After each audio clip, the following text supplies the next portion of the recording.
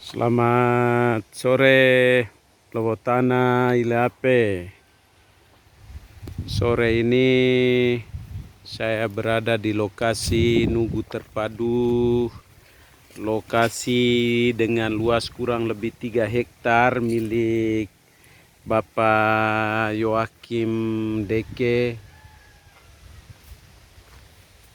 Inilah sosok akademisi yang sangat luar biasa menekuni dunia pertanian. Saya bisa menyampaikan informasi bahwa di sini mau buah pepaya, pisang dan juga mangga, buah labu yang tadi saya sampaikan, labu parang yang bibitnya dari Jakarta, sungguh luar biasa menghiasi Ileape. Ada kendala yang cukup luar biasa adalah bagaimana mengoptimalkan lahan pertanian ini kalau air itu senantiasa ada. Kekurangan kita di Ileape adalah air, sehingga memang semua tanaman yang ada di sini memang sangat membutuhkan campur tangan Tuhan melalui air yang berlimpah. Abang Yoakim, pingin saya tahu kira-kira di musim 2019 kemarin ketika abang tiba, mangga dan semua tanaman di sini bisa memberikan dampak positif untuk ribu ratu di sini atau tidak?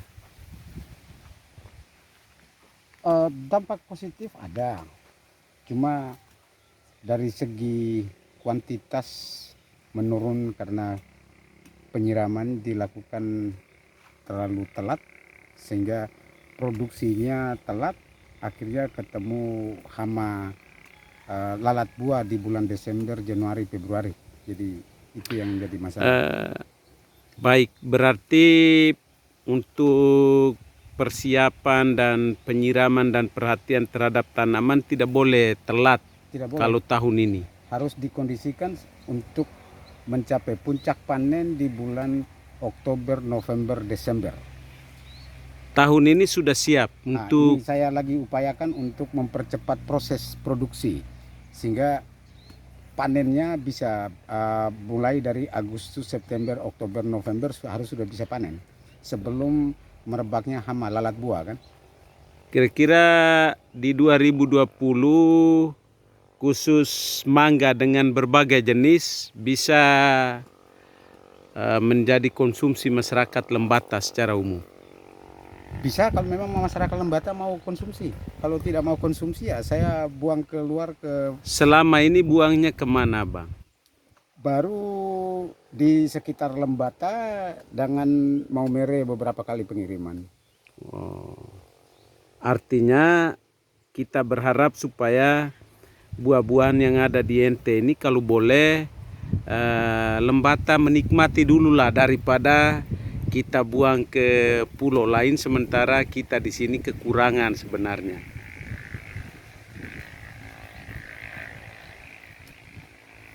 Target 2020 ini abang bisa menyiapkan kurang lebih rata-rata bisa berapa ton, mungkin terlalu besar, tapi berapa kilo keseluruhan buah mangga, khusus buah mangga? Kalau pada puncak produksi satu hari 50 kilo ada. Satu hari bisa hari. 50 kilo. Berarti luar biasa. Itu baru mangga. Baru mangga. Belum buah-buahan lain. Belum jambu. Oh, belum jambu. Belum kelengkeng. Kelengkeng. Ya. Target kasarnya kalau ini dikonsentrasi betul, serius betul, pendapatan abang hanya untuk main-main tangan. Ini istilahnya kita main-main tangan ini. Dengan keseriusan menggunakan sumber daya kita yang ada ini bisa berapa kalau Ya bisa dihitung secara matematis. Satu pohon kalau sampai memproduksi, masing-masing pohon bisa memproduksi taruhlah 10 kilo saja. Nah, kali 300 pohon. Nah, berapa banyak? sudah 10 kilo kali 300 ada 3.000. Ya, berarti 3 ton. 3 ton kali 1 kilo berapa? 1 kilo 40.000. 40.000. 2 kilo 70.000. 3 kilo 100. Ya kita taruh rata-rata 1 kilo 40.000 ya. 40.000. 40.000 berarti 3 ton 3.000 kan? Ya. 3.000 buah. Kali 3.000 kilo 3.000 kali kilo, 40.000 itu 40.000. sudah 120 juta ya. Betul. Kalau itu ditangani dengan serius. Abang kira-kira dengan siapa saja di sini yang bisa urus yang begini-begini nih? Kan tidak semua anak muda dan juga tidak semua masyarakat seperti begini. Karena kadang kita bilang, kamu buat dulu nanti baru kami ikut. Kira-kira masyarakat kita di sini bagaimana setelah melihat abang seperti ini? Masalah mentalitas dan mindset. Nah, jiwa masyarakat kita bukan jiwa investor. Mereka cenderung orang yang suka bekerja serabutan. Saya mau tahu saja, cukup ada sedikit alasan yang mungkin saya juga merasa saya tidur malam selalu terganggu. Kenapa? Abang ini kan akademisi, selalu di kampus dengan basic pendidikannya bukan basic pertanian. Kok tekun sekali di sini? Kira-kira ada motivasi apa sehingga abang begitu luar biasa yang saya salut sampai dengan hari ini. Basicnya bukan orang pertanian, orang akademisi, meninggalkan kegiatan perkuliahan di Jakarta, tapi pulang urus hal-hal yang seperti begini. Nah, ini yang saya lakukan ini adalah satu jawaban untuk sekian banyak kegalauan saya dalam hidup. Banyak kegalauan yang terjawab dalam satu yang saya lakukan ini. Ya. Jadi, banyak sekali kegalauan saya yang saya jawab dengan satu hal ini saja. Ini sudah menjawab semuanya. Begitu. Ya. Kegalauan hanya dijawab dengan satu hal yang luar biasa ini. Satu jawaban ini untuk menjawab sekian banyak kegalauan. Harapan abang untuk Lewotana secara khusus di Muruona dan kami pemerintah, kira-kira dengan melihat kondisi begini, abang punya harapan untuk kami apa? Atau ada titip pesan untuk kami pemerintah lah?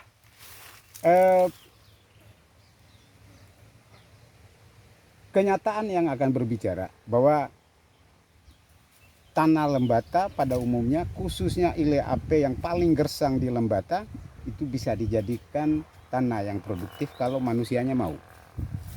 Kalau manusianya mau. Karena ini alam ini kan dikelola oleh manusia. Ya, mereka yang di Timur Tengah yang berurusan dengan gurun-gurun, padang gurun itu saja mereka bisa kelola menjadi daerah-daerah yang produktif, pertanian yang produktif. Nah, kita sudah diberi alam yang sudah subur, tanahnya sudah subur, cuma ya manusianya tidak bisa memanfaatkan ini. Jadi sebenarnya kita kalau orang dengan petrodolar, kita dengan dolar hijau pun bisa kita upayakan, tapi mau tidak. Kalau dolar hijau berarti kita berurusan dengan tanah. Nah, manusianya mau berurusan dengan tanah atau tidak? Iya. Ya. Pesan akhir abang memberi motivasi untuk generasi muda dan kami semua.